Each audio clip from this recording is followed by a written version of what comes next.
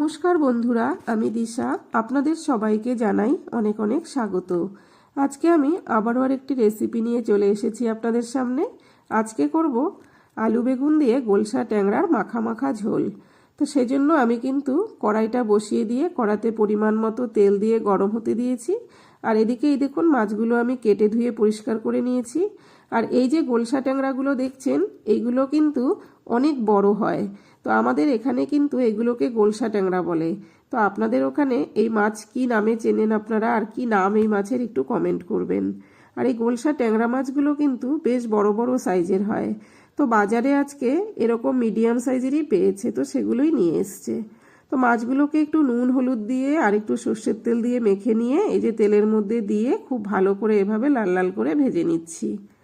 মাছগুলো দেখুন ভাজা হয়ে গেছে, এখন তুলে নেব। আর এই গোলসা ট্যাংরা মাছের কিন্তু একটা নিজস্ব স্বাদ আছে। এই মাছ আপনারা যেভাবেই রান্না করবেন খেতে কিন্তু খুবই অসাধারণ হয়। তো মাছগুলো ভেজে তুলে নিয়েছি। এখন ওই তেলের মধ্যে দিয়ে দিলাম সামান্য একটু কালো জিরে আর একটা পেঁয়াজ কুচি দিয়ে এভাবে একটু নাড়াচাড়া করে হালকা ভেজে নিয়ে এখন দিয়ে দিলাম এই যে লম্বা লম্বা করে কেটে রেখেছিলাম আলুগুলো, সেই আলুগুলো দিয়ে দিলাম। দিয়ে সামান্য একটু নুন দিয়ে আলুগুলোকে ভেজে নেব।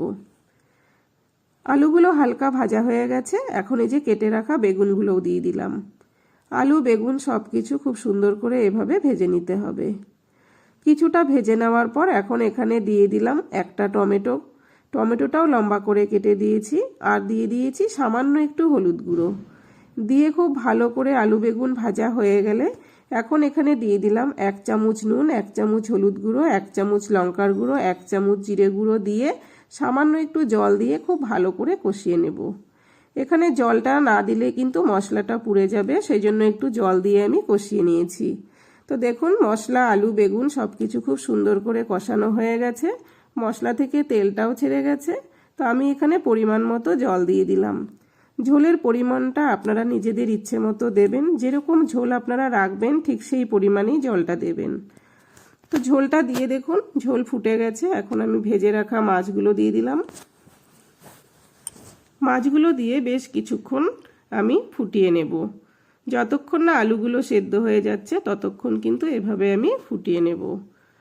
তো দেখুন বেশ কিছুক্ষণ ফুটিয়ে নেওয়ার পর এখন ওপর থেকে 4-5টা চেরা কাঁচা লঙ্কা আর সামান্য একটু ধনেপাতা কুচি দিয়ে দিলাম।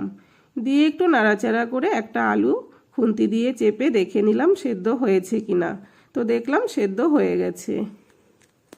তো আমার কিন্তু আলু বেগুন দিয়ে গোলসা ট্যাংরার মাখা মাখা ঝোল একদম রেডি। রেসিপিটি আপনাদের কাছে কেমন লাগলো, ভালো লাগলে লাইক কমেন্ট শেয়ার করবেন, পেজটিকে ফলো করবেন। ইউটিউব থেকে যারা দেখছেন চ্যানেলটিকে সাবস্ক্রাইব করে সাথে থাকবেন।